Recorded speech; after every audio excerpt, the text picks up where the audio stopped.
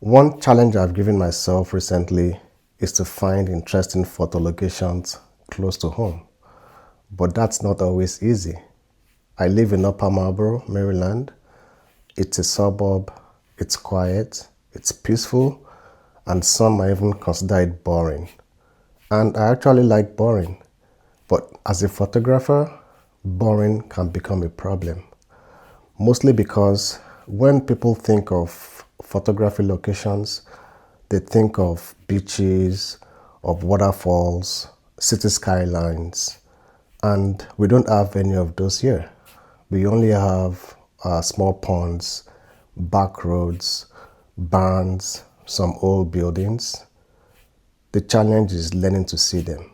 So when I first got into photography, I didn't think there was anything interesting to photograph close to where I live.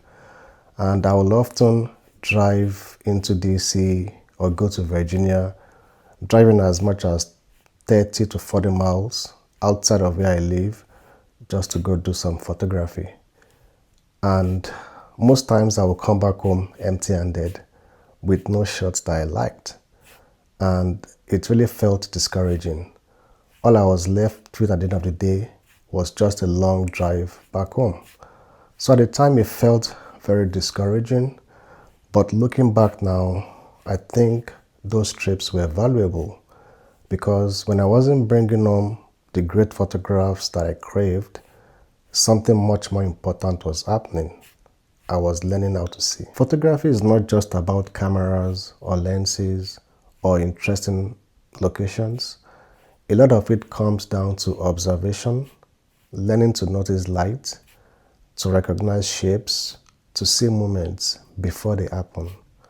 And this skill is developed through repetition, going out again and again with the camera in hand, even when nothing seems interesting. Today, I still love exploring new places, but I've also fully embraced photographing close to home.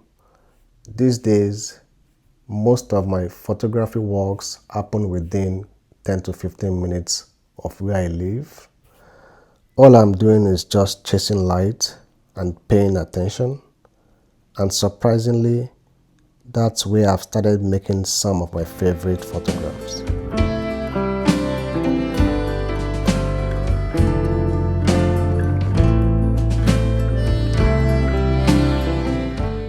Today was one of those days. Earlier in the day, we had rain, and at some point, there were even a few snow flurries. For a moment, it looked like the weather couldn't make up its mind. But then everything changed. The clouds began to break apart, the sunlight started pouring through, and photographers know exactly what this means. That's the signal. That's the invitation. That's when you grab your camera and head outside. So for this walk, I decided to explore the main street area of Upper Marlboro. It's a place I've visited many times, but one thing photography has taught me is that familiar places can still surprise you. Sometimes, all it takes is the right light, the right weather, or simply slowing down enough to notice what's already there. As soon as I arrived in the area, this old building immediately caught my attention. What drew me in wasn't really the building itself, it was the light. Part of the building was illuminated by the evening sun, while the rest was sitting in shadow. That contrast created depth and mood. One thing I've learned over the years is that light is often more important than the subject. A simple building can become interesting when the light falls on it in the right way. I spent a few minutes moving around, looking for different angles and compositions, trying to let the light tell the story. From there, I made my way toward Schoolhouse Pond. The first thing I noticed was a group of geese out in the open field. The light at this point was absolutely beautiful, soft, warm, and directional, the kind of light photographers dream about. I took a few frames of the geese before continuing on toward the boardwalk. One of the things I enjoy about this area is the water. Reflections can turn an ordinary scene into something much more interesting. Looking across the pond, I could see the Prince George's County admin building reflected on the water surface, and I immediately knew I wanted to photograph it. Reflections have a way of simplifying a scene. They add symmetry and calmness, and they can make familiar subjects feel completely different.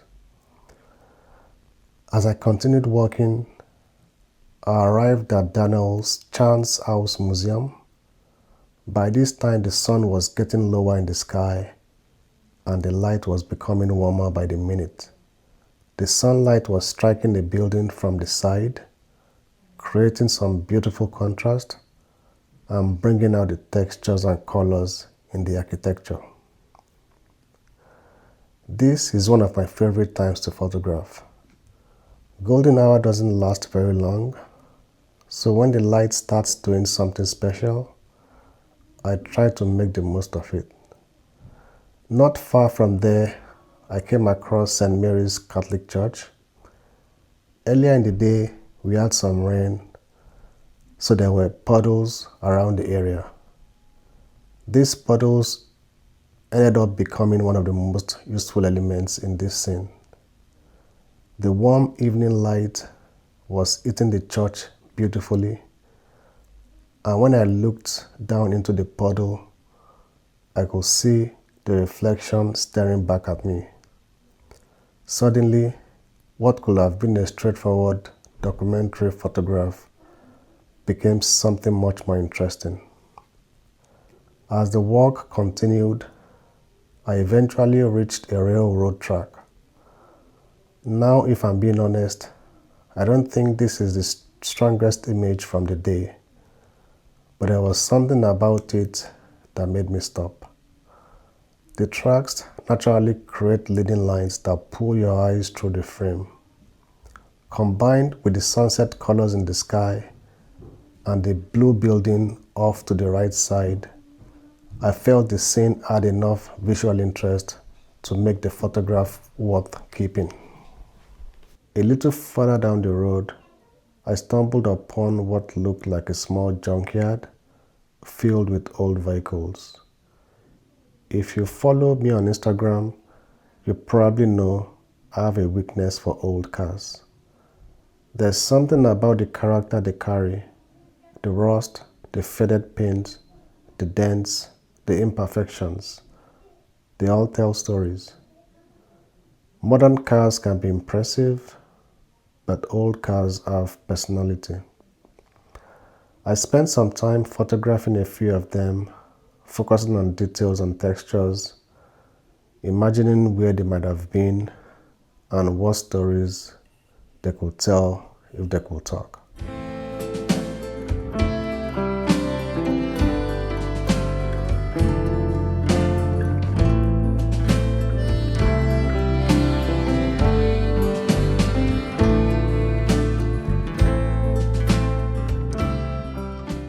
As I was heading back toward my car, I noticed the lights for the PG counties had been building at Common.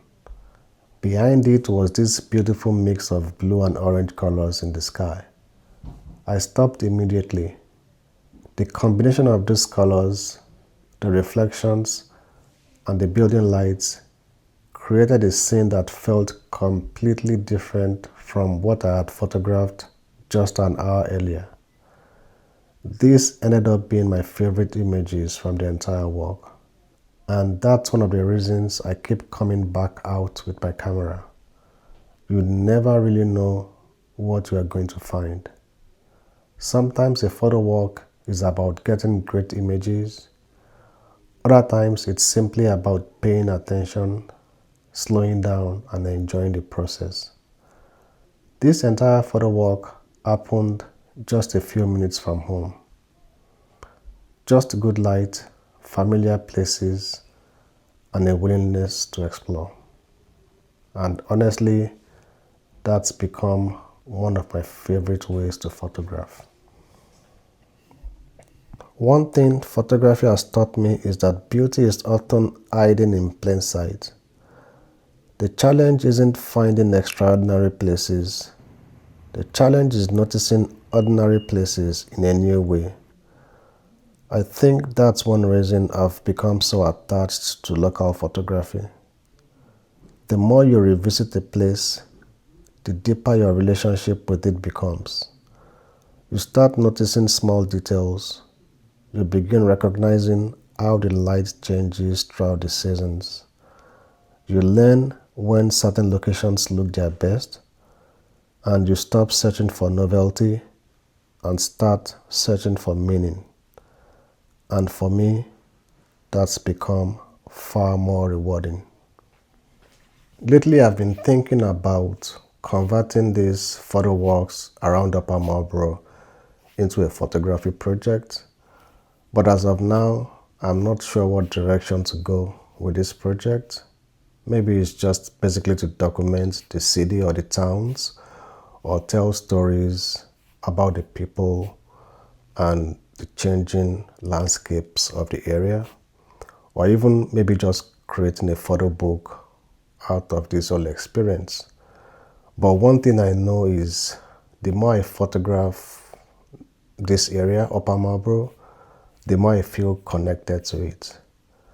So if you have any suggestions for me on what routes to take as far as making a project out of all this, please drop it in the comments. I'd love to see your thoughts on it. That's pretty much it for this video. Thank you ever so much for coming along with me on this walk. And if you enjoyed this video, please consider subscribing, and I'll catch you in the next one. Peace.